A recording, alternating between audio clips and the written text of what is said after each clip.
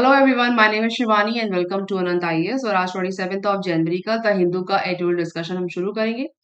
Main articles देख लेते हैं। पहला है हमारा पोटेंशियस ओवर किल, जो बीबीसी की डॉक्यूमेंट्री आई है उसको ब्लॉक किया गया था। तो उसके सिलसिले में एक आर्टिकल है, कुछ स्पेसिफिक चीजें हैं जो समझेंगे। और इसके साथ दूसरा है हमारा जापान का एक फुकुशिमा न्यूक्लियर प्लांट था जो सुनामी में सारा डिमोलिश हो गया, उसके बारे में एक आर्टिकल, उसको समझेंगे। और तीसरा है हमारा होलोकॉस्ट एजुकेशन के ऊपर, कि होलोकॉस्ट डे है आज, उसके ऊपर कुछ इन्फॉर्मेशन है, उसको भी हम लेंगे। तो ये तीन मेजर आर्टिकल मुझे आज के पब्लिकेशन में लगे, जिसको हम डिस्कस करेंगे। तो पहला आर्टिकल ये है जिसकी हम बात कर रहे हैं, बीबीसी वाला। ये आप उनकी द हिंदू की वेबसाइट पे चेकआउट कर सकते हैं। तो इसमें कह रहे हैं कि एक्चुअली जो बीबीसी डॉक्यूमेंट्री, हम सब जानते हैं कि गुजरात राइट्स पे एक डॉक्यूमेंट्री है, उसका पहला एपिसोड लास्ट ट्यूसडे चला था बीबीसी पे। और उसके बाद इंडिया में उसकी बिल्कुल होड़ मच गई एकदम से, तो उसको बैन किया गया मिनिस्ट्री के द्वारा, एमआईबी के द्वारा, ministry of information and broadcasting की वजह से इसको ब्लॉक किया गया। साथ ही साथ जो का बात इंपॉर्टेंट क्या है यहाँ पे, जो राइट्स हुए, जो गुजरात प्रोग्राम है, जो जो दंगे जिनकी बात होती है, उनको नहीं समझना है। पॉइंट क्या है, ये कह रहे हैं कि after issuing directions to disable access to the first episode on website using emergency power, मतलब इमरजेंसी पावर्स को यूज करते हुए आईटी एक्ट के 2021 के सेक्शन 69 ए के तहत, मतलब इमरजेंसी एक्ट आईटी रूल्स 21 और साथ ही साथ 69 ए ऑफ आईटी एक्ट 2000 को यूज करते हुए मिनिस्ट्री ने उसको ब्लॉक किया। 50 ट्वीट्स के साथ साथ डॉक्यूमेंट्री को ब्लॉक किया। पॉइंट क्या है, इससे क्या फायदा हुआ, ये जो किया जा रहा है इससे क्या फायदा हुआ, और साथ ही साथ ये जो किया गया है इसे क्या कहते हैं, इसे कहते हैं स्ट्रेजन इफेक्ट। ये एक शब्द यूज हुआ है, ध्यान दीजिएगा। ऐसे ऐसे चीजों पे मेंस पे और प्री पे सवाल बनते हैं कि क्या है क्या नहीं है, तो अपनी अंडरस्टैंडिंग के लिए इस आर्टिकल को हम समझ रहे हैं। 69 ए को याद रखिएगा, 69 ए ऑफ आईटी एक्ट 2000 क्या है, और साथ ही साथ 21, इन दोनों के संवर्जन से जो नियम निकलते हैं उसको यूज करते हुए मिनिस्ट्री ऑफ इंफॉर्मेशन ब्रॉडकास्टिंग ने उसको ब्लॉक किया। और साथ ही साथ उसका इसका फ्लिप साइड क्या हुआ कि लोगों ने उसको एक्सेस करने के लिए लोग आगे बढ़ के आ रहे हैं और क्या कर रहे हैं, उसकी स्क्रीनिंग और उसके जो स्मार्टफोन्स में इसको शेयर किया जा रहा है एपिसोड को। एक ही एपिसोड आया है अभी तक और बीबीसी की डॉक्यूमेंट्री है। सो क्या हो रहा है, by this only resulted in citizens gaining access through screenings and share over smartphone. तो आप कितना कब तक उसको रोकोगे। नाउ पॉइंट इज कि what is Streisand effect. So ये मुझे गूगल से मिली है डेफिनेशन, इसको समझने के लिए बहुत सही है। The phenomena where an attempt to hide, remove और censor a piece of content has the unintended consequence of drawing more attention to that content। मतलब कोई ऐसा फिनोमेना जहां पे अटेम्प्ट किया जाता है हाइड करने का, रिमूव करने का और सेंसर करने का। A piece of content has the unintended consequences, इसका कोई इंटेंशन नहीं है कॉन्सिक्वेंसेज क्रिएट करने का, of drawing more attention to that content, और इसके और कॉन्सिक्वेंसेज की वजह से उस स्पेसिफिक कंटेंट में अटेंशन लेने का कोई उनका टारगेट नहीं होता है। उस फिनोमेना को कहते हैं स्ट्रेजेंट इफेक्ट। ठीक है। नाउ द पॉइंट इज कि इस इफेक्ट के द्वारा, अगर आप इस पिक्चर में भी देख रहे हैं कि people are trying to stop the media information और अदर स्टफ, और उसमें कह रहे हैं trying to suppress something draws attention to it, मतलब जो अटेंशन मिल रही है, कोई सोशल मीडिया पे ऐसा चीज है उसको अटेंशन मिल रही है, उसको कम किया जा रहा है। नाउ द पॉइंट इज कि जामिया में कुछ झड़प हुई और दिल्ली में कल की न्यूज में भी था कि दिल्ली पुलिस ने काफी स्टूडेंट्स को पकड़ा है। सो उस केस में जो ये कॉलोनियल माइंडसेट है जो अभी इस वक्त चल रहा है कि देखा नहीं जाएगा, दिखाया नहीं जाएगा ऐसी मीडिया में कुछ भी, क्या उससे कुछ फायदा होता है, क्या उस पॉलिटिकल पार्टी को कुछ फायदा होता है, या उसको देखने के बाद लोगों का माइंडसेट बदलेगा कि नहीं। ये सिर्फ इमरजेंसी पावर यूज करके एक प्रोपोगेंडा है, आर्टिकल कहता है ये प्रोपोगेंडा है, इससे कोई फायदा नहीं होने वाला है। क्योंकि ऐसा तो है नहीं कि कुछ नई चीज है, ऐसे बहुत सारी ऐसी मूवीज हैं। अगर आप समझे, अब रिसेंटली आप पठान के बारे में देख रहे हैं, कितना एक अपोजिशन में, मतलब लोग अपोज कर रहे थे उसको, एक प्रोटेस्ट गैंग जो है कितना अपोज कर रहा था। ना द पॉइंट इज लोग फिर भी देख रहे हैं। तो जो इस तरह का प्रोपोगेंडा होता है, किसी स्पेसिफिक कवरेज को ना दिखाना, किसी प्रोग्राम को ना दिखाना, उससे उसके इतिहास में क्या परिवर्तन होता है और उसको दिखाने के बाद उससे लोगों के मन में क्या परिवर्तन होता है, दो अलग अलग चीजें हैं। तो तो ये आर्टिकल कहता है in any case propaganda should be countered by propaganda and not censorship, मतलब प्रोपेगेंडा को प्रोपेगेंडा से ही काउंटर करिए और सेंसरशिप लगा के इसका कोई फायदा नहीं होना है। Now so the IT rules were amended in February 21, जो आईटी रूल्स है 21 में अमेंड हुए थे फरवरी में, to allow for increase government control over online news publication. ये हमारे मेंस के लिए इंपॉर्टेंट है, क्योंकि जो फ्रीडम ऑफ स्पीच की बात होती है, अगर कोई भी चीज फ्रीडम ऑफ स्पीच के दायरे को तोड़ती है तो वो हमारे कॉन्स्टिट्यूशनल राइट्स के अगेंस्ट है। Section 9, sorry section 19। उस केस में क्या है कि अगर इसमें कोई चेंजेस हुए हैं तो increase government control over online publication, इस पे सरकार के कंट्रोल बढ़ा है। Action that are now being heard in courts, और जिसके जो केसेस निकल निकल के आ रहे हैं, कोर्ट में प्रोसीडिंग्स चल रही है। तो वो कह रहे हैं कि ऐसे कृत्य क्यों किए जाएं जिनकी वजह से सेंट्रल गवर्नमेंट को इतना ज्यादा ब्लॉक करना पड़े क्रिटिकल कंटेंट को, और उसके बाद कोर्ट में उनकी हियरिंग्स हों और बाद में केसेस चले। तो तो ये समझने वाली बात है कि क्या चीज प्रोपेगेंडा है और क्या चीज कॉन्स्टिट्यूशनल लेवल से खराब है।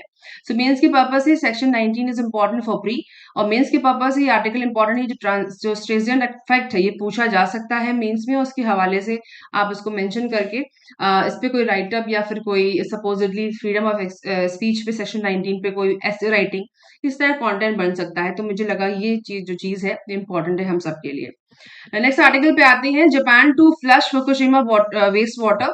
ये इंसिडेंटल स्टैटिक, ये आज के पूरे पेपर में स्टैटिक इन्फॉर्मेशन ज्यादा है, मुझे लगता है करंट में थोड़ा कम है। एनालिसिस उस लेवल की नहीं है, पर जो स्टैटिक इन्फॉर्मेशन है, इससे समझने वाली याद करने वाली वो ज्यादा है। सो ये फुकुशिमा का जो वेस्ट वाटर वाला जो मसला है, जिसमें जापान जो है फुकुशिमा का जो वेस्ट वाटर है जो न्यूक्लियर प्लांट से निकला हुआ है, जिसमें सारे आइसोटोप्स होते हैं, न्यूक्लियर आइसोटोप्स होते हैं, ट्रिटियम होता है, जो सारे केमिकल्स उसमें मिले होते हैं उस पानी में, वो चाह रहे हैं कि हम स्पेसिफिक ओशन में उसको बहा दें। तो दुनिया कह रही है, लोग कह रहे हैं, आसपास के देश कह रहे हैं कि ये पानी में मिलाने से पैसिफिक ओशन पानी खराब होगा, और जो उनके सब्सटेंस होते हैं बॉडी में जाते हैं और हमारी पानी वाले जो स्पीशीज हैं उनमें जाते हैं। और आप सब जानते हैं कि सी फूड लोग उस इस इलाके में बहुत खाया जाता है, जापान में, कोरिया में और चाइना में। तो वहां का पानी जब खराब हो जाएगा तो सी स्पीशीज जिनको हम खाते हैं वो भी सब खराब हो जाएंगी। उस केस में क्या है कि कैंसर का खतरा, बीमारी का खतरा बहुत हो सकता है। तो उस हवाले से ये आर्टिकल लिखा गया है, इंफॉर्मेटिव है। Why is the Japanese government flushing 1.25 million tons of wastewater into the Pacific Ocean? मतलब इतना सारा वेस्ट वाटर वो पैसिफिक ओशन में क्यों डालना चाहते हैं। साथ ही साथ टेपको जो वहां का उनका जो ऑर्गेनाइजेशन है उसके बारे में कह रहे हैं कि उन्होंने पानी को जो ट्रीट किया है उसमें कितना कितना डिस्चार्ज है आइसोटोप्स का या केमिकल्स का, and what impact will this decision have globally, उसका ग्लोबली इम्पैक्ट क्या होगा। तो ये पिक्चर अंडरस्टैंडिंग के लिए काफी सही है। आप ध्यान दीजिएगा कि प्री में कभी कभी न्यूक्लियर प्लांट से जुड़ी हुई चीजों के बारे में सवाल पूछे जाते हैं कि कूलेंट क्या होता है, वेस्ट वाटर क्या होता है, रेडियो एक्टिव चीजें क्या हो, वाटर क्या है, जैसे जिसमें लिखा हुआ ट्रीटियम वाटर, ये क्या होता है, ये प्रीम पूछा जा सकता है, what is tritium water in nuclear plant. तो क्या है, chemically identical to normal water, ये क्या है, केमिकली आइडेंटिकल वाटर है नॉर्मल पानी के अपोजिट में। और ट्रीटियम जो आइसोटोप है जिसको बॉडी में जाने से काफी समय तक रहता है, उससे कैंसर खतरा बढ़ जाता है। तो इस तरह के सवाल आपसे प्री में पूछे जा सकते हैं। नाउ ये हुआ क्या था कि फॉलोइंग, तो इस केस के हवाले से इस केस और इस आर्टिकल के हवाले से समझते हैं। Following a major earthquake, a 15 meter tsunami disabled the power supply. ये जो हुआ 2011 का किस्सा है, जहाँ पे सुनामी के आने से अर्थक्वेक आया, फिर सुनामी आई, और उससे जो ये पूरा पावर प्लांट जो न्यूक्लियर प्लांट था फुकुशिमा डाइची, उसके रिएक्टर सारे खराब हो गए। और उससे क्या हुआ, causing a nuclear accident beginning on 11 मार्च 2011 को ये इंसिडेंट हुआ। आसपास का पूरा इलाका रहने लायक नहीं बचा, साथ ही साथ पूरा पूरा का पूरा जो उनका बैकअप था, जनरेटर बैकअप था, सब खराब हो गया, और सब पूरा जो रेडिएशन था वो पूरे इलाके में फैल गया। और ये चेरनोबिल का जो हादसा हम सब जानते हैं, चेरनोबिल वैसे मेन से पूछा भी गया है, चेरनोबिल का जो हादसा है उसके बाद दूसरा इतना बड़ा हादसा था ये जापान में न्यूक्लियर प्लांट को लेकर के, ठीक है। उसके साथ ये कहते हैं कि the Fukushima Daiichi accident in March 2011 triggered an avalanche of public opposition. उसके बाद इतना पब्लिक ऑपोजिशन हुआ इस प्लांट को लेकर के कि इसको हटाना चाहिए, हमारे लिए ठीक नहीं है, ये वर्ल्ड वाइड इफेक्ट डालता है। साथ ही साथ जो आसपास का इलाका इतना ज्यादा न रहने लायक हो गया है, जिससे वहां के लोग परेशान थे, तो उसका बहुत अपोजिशन हुआ। साथ ही साथ स्पेशली इन यूरोप, और यूरोप में भी इसकी बात हुई, diminishing its contribution to the clean energy power generation mix. और ये इससे पता चला कि क्लीन पावर जनरेशन में इसका कंट्रीब्यूशन कम है, पर इसके नेगेटिव प्रभाव कई सारे हैं। तो इसके हवाले से काफी इसको अपोज किया गया ना। स्टोरी कहती है अभी तक की कि जापान जो है फिलहाल के लिए जो इससे निकलने वाला न्यूक्लियर पावर प्लांट का जो जो वेस्ट वाटर है वो पैसिफिक ओशन में डालना चाहता है। और इससे क्या होगा कि इसको, और as a part of 76 billion project to decommission the facility, इसको डीकमीशन करने का इतना अमाउंट का प्रोजेक्ट इसे डीकमीशन किया जाएगा। और साथ ही साथ the project receive the Japanese cabinet approval 21, और 21 में इसका अप्रूवल आया था। Now the point is the idea which experts the and official in Japan had floated in 2016, मतलब कि एक्सपर्ट्स का आइडिया था, हैज बीन कंट्रोवर्शियल, जो इसका जो वेस्ट वाटर है उसको पैसिफिक में बहाने के लिए जो 2021-16 में एक कंट्रोवर्शियल चीजें डेवलप हुई थी, हैड फ्लोटेड इन 2016, ठीक है। एक एक चीजें कुछ ऑपोजिशन क्रिएट हुआ था। Its suspected impact on the water, marine life, fishers livelihood and other countries in the area. ये इसकी पंच लाइन है कि मतलब ये जो पानी आप पैसिफिक ओशन में भेजोगे, डालोगे, उससे क्या होगा, आपका पूरा का पूरा वो पानी, साथ ही साथ मरीन लाइफ, फिशर्स, इन सबकी जिंदगियों पे इफेक्ट आएगा। ये इन्वायरमेंटल लेवल से तो खराब है ही, साथ साथ वहां की पूरी आसपास के देशों की इकोनॉमीज के लिए भी खराब है, क्योंकि सब लोग, जो लोग सी फूड कंज्यूम करते हैं और जो चीज जो मरीन लाइफ से जुड़े हुए हैं, उन सब के लिए खतरा है। Now what is why is the water a problem? जो पानी जो हम जो डालना चाह रहे हैं पैसिफिक ओशन में, उसका प्रॉब्लम क्या है? The water that the Japanese government wants to flush from plant was used to cool the reactors. ये जो पानी था वो रिएक्टर्स को ठंडा करने के लिए यूज होता था। Rain water and ground water, ठीक है। Now it contains radio active isotopes. ये याद रखिएगा, इस पे सवाल बनते हैं कि रेडियो एक्टिव आइसोटोप्स क्या होते हैं प्री के पर्पज के लिए। From the damage reactors and is दस इटसेल्फ रेडियो एक्टिव, मतलब उनके ऊपर रेडियो एक्टिव आइसोटोप्स में जो हमारी बॉडी के लिए हार्मफुल है वो सारा उसमें है। उसके साथ ही साथ वो जापान ने तय किया है कि नए अगले 30 साल तक वो सारा का सारा ये वेस्ट वाटर या पानी वो पैसिफिक ओशन में फ्लो करेगा, इसको डालेगा, ठीक है ना। उससे क्या होगा कि radio active materials leak from the, जो ये पहली कहानी बता रहे हैं कि अगर ये पानी फ्लो किया जाता है तो उसके क्या क्या नुकसान होंगे, हमने समझ लिए। साथ ही साथ द वाटर बी ट्रीटेड, वो कह रहे हैं कि क्या इस पानी को हम और साफ कर सकते हैं। तो Tokyo electric power company TEPCO कहता है कि हमारे पास जो कैपेसिटी है इस पानी को साफ करने की वो है ही नहीं, no room for to clean this water. और साथ ही साथ इसको साफ करने के लिए इसमें ट्रिटियम नाम का एक आइसोटोप होता है, उसके लिए कम से कम 1/40 लेवल का पानी हमें चाहिए इसको साफ करने के लिए। तो वो पॉसिबल नहीं है। पर इन रेडियो एक्टिव मटीरियल्स के यूज से क्या होगा, रिस्क ऑफ कैंसर और साथ ही साथ बॉडी में और तरह की बीमारियों का खतरा बढ़ता है। ये एक्सपर्ट्स भी कह रहे हैं और वहां के लोग भी जानते हैं और जापान खुद जानता है। Now, experts expect the affected water to poison the fish. The anyone who knows this is happening will or should avoid eating fish caught in the vicinity of the discharge point. वो कह रहे हैं कि इससे क्या होगा, मछलियों को बीमारी होगी, उनको जहर जाएगा। साथ ही साथ जो सी लाइफ खत्म होगी, सी फूड जो साउथ कोरिया ने ऑलरेडी बैन कर रखा है 2013 से कि वहां का फुकुशिमा के पास ही मछलियों को वो नहीं खा रहे हैं। क्यों? क्योंकि बॉडी में बीमारियां आ सकती हैं। तो ये सारी चीजें इससे होने की पूरी पूरी उम्मीद है। और साथ ही साथ वो कह रहे हैं कि क्योटो न्यूज के हिसाब से reported that there were other radio nuclides in the water that the TEPCO treatment process could not entirely remove. और इसके साथ साथ और भी रेडियो न्यूक्लियेट और भी केमिकल्स हैं उसके अंदर जिसको टेपको एंटायरली रिमूव नहीं कर सकता। These include isotopes of ruthenium, plutonium, this which could persist for longer in bodies of marine creature and on the sea floor. ठीक है, सी फ्लोर पे भी जाके ये रुक जाते हैं और बहुत टाइम तक रहते हैं, इनको खत्म नहीं किया जा सकता।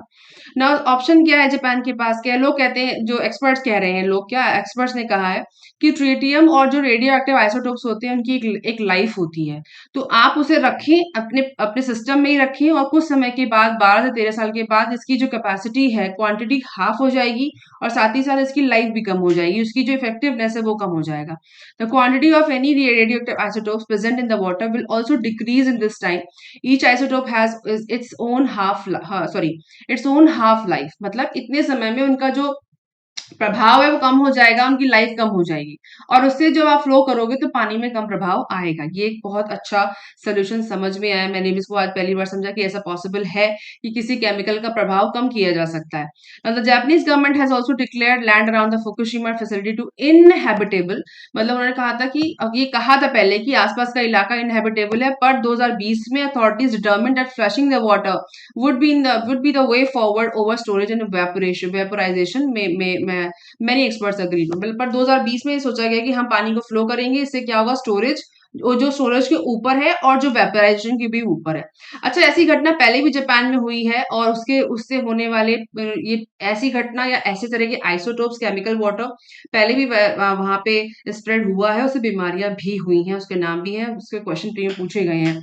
सो उसकी इन सब चीजों को कंज्यूम करने से कौन कौन सी बीमारियां होती हैं, प्री के पर्पज से आप उस क्वेश्चन को निकाल सकते हैं।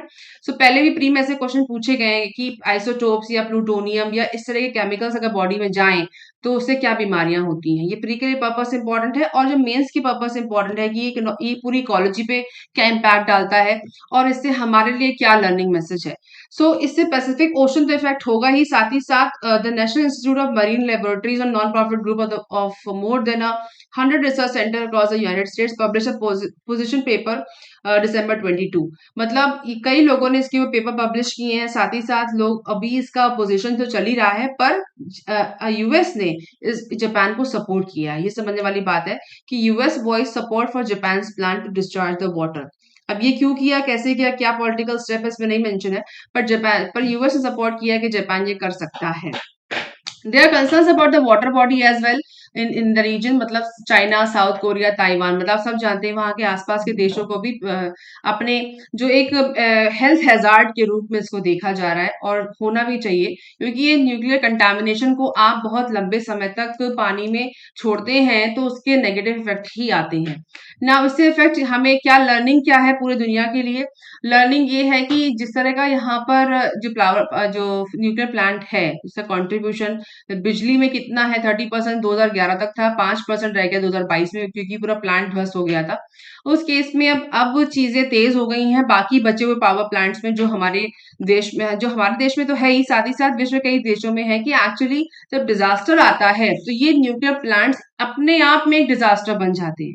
ध्यान दीजिएगा, तो एसेंशियल है, न्यूक्लियर पावर इज एसेंशियल, लेकिन इनकी रोकथाम क्या है, क्योंकि डिजास्टर के आने के बाद जैसे जापान में हुआ, तो वो हमारे देश में भी हो सकता है। तो जैसे कुडनकुलम न्यूक्लियर पावर प्लांट है, जिसको लेकर के प्रोटेस्ट चलते रहे हैं। सो उस केस में ये, अगर ये घटना उस इलाके में होती है तो वो हमारे देश पे प्रभाव भी तो आ सकता है। तो लर्निंग क्या है कि वो कौन से मेजर्स हैं जो लिए जाएं जिसके ऊपर हमको, जिससे हमको कुछ नुकसान ना हो। तो लॉन्गर रन में इसकी स्टडी करे जाना इंपॉर्टेंट है, क्योंकि जब जापान जैसा देश इस स्टेप को ले रहा है, जहां पे सुनामी, अर्थक्वेक आना बहुत ही ज्यादा कॉमन चीज है, सो उससे फिर हमें भी अपने लिए कुछ इंपॉर्टेंट स्टेप उठाने की जरूरत है। Now ultimately Japan is also concerned about its reputation। अब क्या हो रहा है, जापान को अपनी रेपुटेशन का भी खतरा समझ में आ रहा है कि इसकी रेपुटेशन स्टैक पे लगी हुई है। An official committee including scientist, consumer representative and ministry officials wrote in 2020 report it is important to dispose of the treated water as part of the decommissioning work. मतलब एक क्या कह रहे हैं कि it is important to dispose of the treated water, but dispose करना जरूरी है, taking into account the reputational impact with the disposal method for the treated water is examined. मतलब जो ट्रीटेड वाटर है, जो पानी निकल रहा है, उसको ट्रीटमेंट कितना किया गया है, उसका डिस्पोजल मेथड क्या, उसको लेकर के जापान की गवर्नमेंट पे क्वेश्चन है फिलहाल के लिए। तो ये था हमारा इन्फॉर्मेटिव आर्टिकल। अब आगे बढ़ते हैं नेक्स्ट वाले पे, जो है हमारा the Holocaust education for India to create a just present. So आज जो है होलोकॉस्ट डे है, और इस आर्टिकल को लिखा है एम्बेसडर ऑफ इसराइल, उसके साथ एम्बेसडर ऑफ जर्मनी, और इसके साथ ही यूनेस्को के जो ऑफिस इंचार्ज है न्यू दिल्ली में, उन्होंने तीनों ने मिलकर इस आर्टिकल को लिखा है। और 27 जनवरी इंटरनेशनल होलोकॉस्ट रिमेम्बरेंस डे है, जो आज है। By teaching India's youth to view the holocaust catastrophe as a watershed movement in history. तो जो कैटास्ट्रॉफी, जो होलोकॉस्ट हुआ था जर्मनी में, नाजी जर्मनी के टाइम पे, उस केस में ये जो चीजें हैं इतनी ज्यादा फेमस है। आप ध्यान दीजिएगा, फेमस का मतलब इतनी ज्यादा लोगों में इसके लिए गुस्सा भी है, जिसको लेकर के ये आर्टिकल लिखा गया है, और उसके इम्पैक्ट क्या होते हैं उसके बारे में भी लिखा गया है।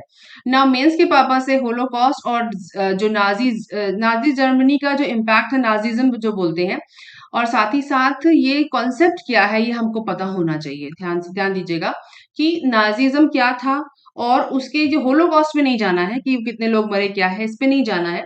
ये जो शुरुआत हुई उसका बेसिस क्या ये आर्टिकल बताता है, पर हमको मेंस के पर्पस से उस पॉइंट को तैयार करना चाहिए कि वो नाजिज्म क्या था और हिटलर ने ऐसा क्यों किया। ठीक है, तो हिस्ट्री वाले पॉइंट जो हिस्ट्री मीन जिनका हिस्ट्री मेंस है उनके लिए इंपॉर्टेंट बनता है, साथ ही साथ ये जो GS1 में जो पार्ट आता है उस हिस्ट्री वाला उसमें भी इंपॉर्टेंट बनता है। ठीक है, प्री के पर्पस इतना इंपॉर्टेंट नहीं है ये, इसमें इतना कॉन्सेप्चुअल चीजें नहीं पूछी जाएंगी।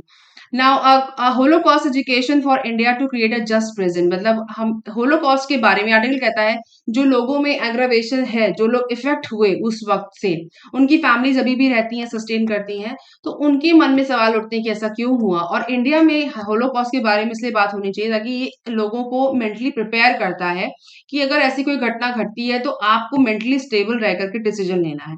सो ये उस बात उस लिहाज से इसको लिखा गया है। By teaching India's youth to view the Holocaust catastrophe as a watershed moment in history, they can be equipped with core values such as empathy and tolerance to tackle the future. मतलब empathy अपनी core values और tolerance की जो level है उसको बढ़ाने की बात ही कहते हैं।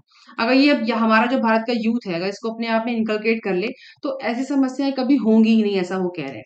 इसमें 6 million Jews were murdered in cold blood, a consequence of the word from the worst form of government sponsored antisemitism in Nazi Germany से कहते हैं असामाजिकता। ठीक है, एक एंटीसेमिटिज्म एक कॉन्सेप्ट था नाजीज्म का, उसी उसका जो हिंदी मीनिंग यही है असामाजिकता। ठीक है, असामाजिक तत्व हैं इसलिए उनको मारा गया था कि वो जो है असामाजिक तत्व उनको कंसिडर किया जाता था, और ये जो फीलिंग थी इतनी प्रिवेलेंट हो गई थी जिससे ये होलोकॉस्ट ने जन्म लिया।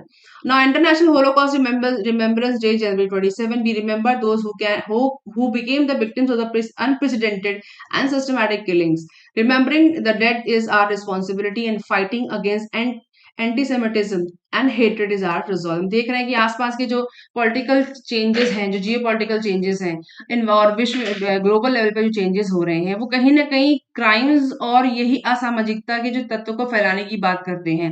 तो ये राइटर्स कह रहे हैं कि अगर ये बढ़ता रहा, ये इनटॉलरेंस बढ़ता रहा, ये इनह्यूमैनिटी बढ़ती रही, तो कहीं ऐसा ना हो कि जो हमारे ह्यूमैनिटेरियन प्रिंसिपल्स कहीं लैप्स हो जाए और ये वायलेंस फिर से बढ़ के आए और इतिहास अपने आप को दोहराए। तो ये ना हो इसलिए हमें अपने यूथ को एजुकेट करना चाहिए, समझाना चाहिए। Now unfortunately the world is still struggling with inequality. अभी जो समय क्या चल रहा है, इनइक्वालिटी का चल रहा है, इनटॉलरेंस का चल रहा है, इनजस्टिस का चल रहा है, पर इन सब का कोई फायदा कभी नहीं होता है। नेगेटिव चीजों का इम्पैक्ट नेगेटिव ही होगा। As evidence suggest a host of grave economic, cultural, religious and ethnic issues continue to provoke division, hate crimes and violence in many parts of the globe। मतलब अगर अगर आप सवाल उठाएंगे इकोनॉमिक, कल्चरल, रिलीजियस चीजों पे अगर आप सवाल उठाएंगे ना, एथनिक इश्यूज पे, तो उसका रिजल्ट क्या होगा कि विश्व कई जगहों पे ऐसे होलोकॉस्ट या फिर ऐसे वायलेंस और हेट क्राइम्स बढ़ते चले जाएंगे।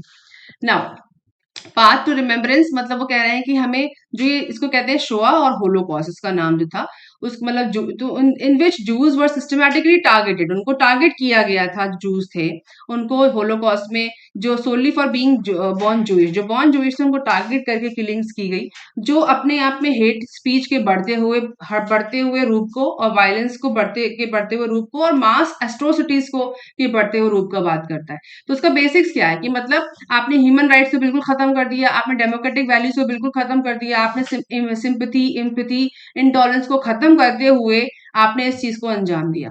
तो वो कह रहे हैं कि हमको अपने यूथ को भी एजुकेट करना है, समझाना है कि हमको इस रास्ते पे नहीं जाना, किसी भी तरीके के एक्सट्रीमिज्म पे नहीं जाना है। और अल्टीमेट क्योंकि इससे क्या है, जो जो जी ह्यूमनाइजेशन और डिस्क्रिमिनेशन है ये आगे चल के इतनी बड़ी चीजों का ही रूप लेता है। इसका नक्शल में ये कहता है article. Now, drawing from the concept of reparative futures, मतलब जो भविष्य की जो बात हो रही है, we must find ways to talk about the past by imbuing the responsibility to never forget and developing the competencies to fulfill the promise of never again। कभी भूलना नहीं और दोबारा उसे करना नहीं। So, भविष्य के लिए हमें अपने आप को इस लेवल पे लाना है कि ये घटनाएं दोबारा ना हो, और किस लिहाज से कि पुरानी जो घटना हुई उस लिहाज से उसको भूलते हुए।